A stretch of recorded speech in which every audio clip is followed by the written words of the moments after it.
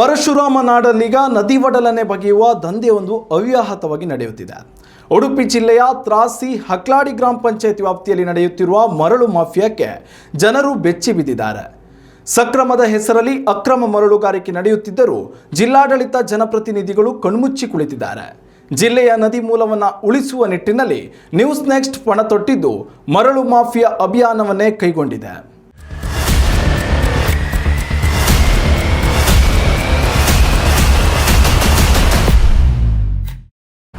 ಕರಾವಳಿಯಲ್ಲಿ ಮಿತಿ ಮೀರಿದ ಅಕ್ರಮ ಮರಳುಗಾರಿಕೆ, ಭೂಮಿ ಕಳೆದುಕೊಳ್ಳುವ ಭೀತಿಯಲ್ಲಿದ್ದಾರೆ ಕೃಷಿಕರು. ಉಡುಪಿ ಜಿಲ್ಲೆಯ ಕುಂದಾಪುರ ಮತ್ತು ಬ್ರಹ್ಮಾವರ ತಾಲೂಕಿನಲ್ಲಿ ಅವ್ಯಾಹತವಾಗಿ ಮರಳು ಗಣಿಗಾರಿಕೆ ನಡೆಯುತ್ತಿದೆ. ಹಕ್ಲಾಡಿ ಸಮೀಪದ ಯಳೂರು ತೊಪ್ಲು ಬಟ್ಟೆಕುದ್ರು ಪ್ರದೇಶದಲ್ಲಿ ನಡೆಯುತ್ತಿರುವ ಮರಳುಗಾರಿಕೆಯಿಂದ ನಿವಾಸಿಗಳು ಭೂಮಿ ಕಳೆದುಕೊಳ್ಳೋ ಭೀತಿಯಲ್ಲಿದ್ದಾರೆ. ಟೆಂಡರ್ ಪಡೆದ ಸ್ಥಳದಿಂದ ಬಹು ದೂರದವರೆಗೂ ನದಿಯಲ್ಲೇ ಅಕ್ರಮವಾಗಿ ಮರಳುಗಾರಿಕೆ ನಡೆಯುತ್ತಿದೆ.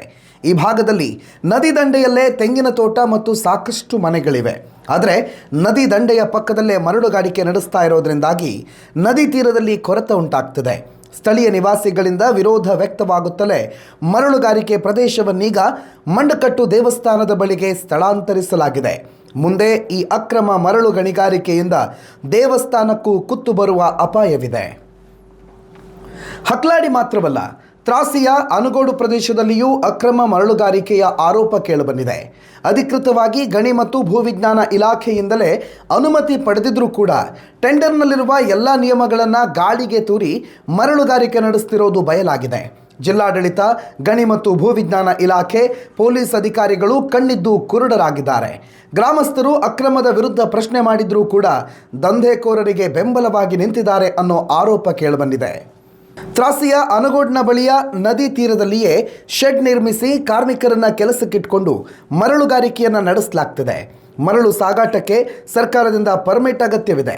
ಆದರೆ ಒಂದೇ ಪರ್ಮಿಟ್ನಲ್ಲಿ 10 ಲೋಡ್ ಮರಳು ಸಾಗಾಟ ಮಾಡ್ತಾ ಇರೋದು ಕಣ್ಣಿಗೆ ಕಾಣಿಸ್ತಿದ್ರೂ ಕೂಡ ಅಧಿಕಾರಿಗಳು ಮಾತ್ರ ಕ್ರಮ ಕೈಗೊಳ್ಳುತ್ತಿಲ್ಲ. ಒಂದೊಮ್ಮೆ ಮರಳು ಲಾರಿಯನ್ನು ತಡೆಯುವ ಜನರ ವಿರುದ್ಧವೇ ಪ್ರಕರಣ ದಾಖಲಿಸುವ ಬೆದರಿಕೆಯನ್ನು ಪೊಲೀಸ್ ಅಧಿಕಾರಿಗಳು ಒಡ್ಡುತ್ತಿದ್ದಾರೆ ಅನ್ನೋ ಆರೋಪವಿದೆ. ಮರಳುಗಾರಿಕೆಯಿಂದಾಗಿ ಕಾಂಡ್ಲಾ ವನ ನಾಶ, ಮೌನವಾಗಿರೋದ್ಯಾಕೆ ಅರಣ್ಯ ಇಲಾಖೆ? ಅಕ್ರಮ ಮರಳುಗಾರಿಕೆಯನ್ನು ತಡೆಯುವ ನಿಟ್ಟಿನಲ್ಲಿ ಸರ್ಕಾರ ಕಾನೂನು ರೂಪಿಸಿದೆ. ಮರಳುಗಾರಿಕೆಯ ಪರವಾನಗಿಯನ್ನು ಪಡೆಯುವ ವೇಳೆಯಲ್ಲಿ ಎಲ್ಲ ನಿಯಮಗಳನ್ನು ಪಾಲಿಸೋದಾಗಿ ತಿಳಿಸುವ ಟೆಂಡರ್ದಾರರು ನಂತರದಲ್ಲಿ ಯಾವುದೇ ಕಾನೂನುಗಳನ್ನು ಪಾಲಿಸ್ತಾ ಇಲ್ಲ. ತ್ರಾಸಿ ಭಾಗದಲ್ಲಿನ ನದಿ ತೀರದ ಅಕ್ರಮ ಮರಳುಗಾರಿಕೆಯಿಂದಾಗಿ ಕಾಂಡ್ಲಾ ವನ ನಾಶವಾಗುವ ಭೀತಿ ಎದುರಾಗಿದೆ. ನದಿ ದಡದಲ್ಲಿ ಭೂ ಸವಕಳಿ ಉಂಟಾಗ್ತಿದ್ರೂ ಕೂಡ ಪರಿಸರ ಇಲಾಖೆ, ಅರಣ್ಯ ಇಲಾಖೆಯು ಮೌನ ವಹಿಸಿದೆ.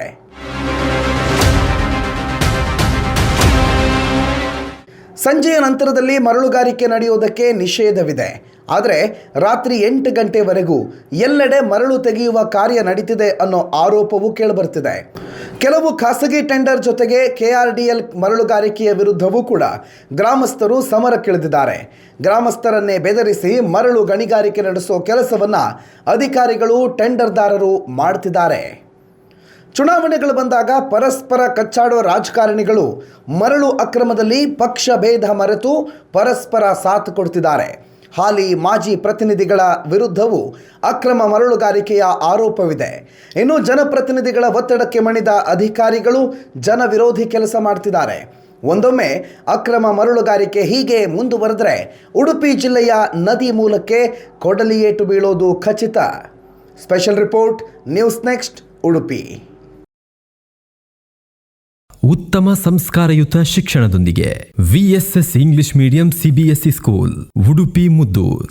ನರ್ಸರಿಯಿಂದ 10ನೇ ತರಗತಿವರೆಗೆ ಶಿಕ್ಷಣದ ಜೊತೆಗೆ 5ರಿಂದ 10ನೇ ತರಗತಿವರೆಗಿನ ವಿದ್ಯಾರ್ಥಿನಿಯರಿಗೆ ಉತ್ತಮ ಹಾಸ್ಟೆಲ್ ಸೌಲಭ್ಯವೂ ಇದೆ. ನಿಮ್ಮ ಮಕ್ಕಳ ಪ್ರವೇಶಾತಿಗಾಗಿ ಈ ಸಂಖ್ಯೆಗೆ ಕರೆ ಮಾಡಿ.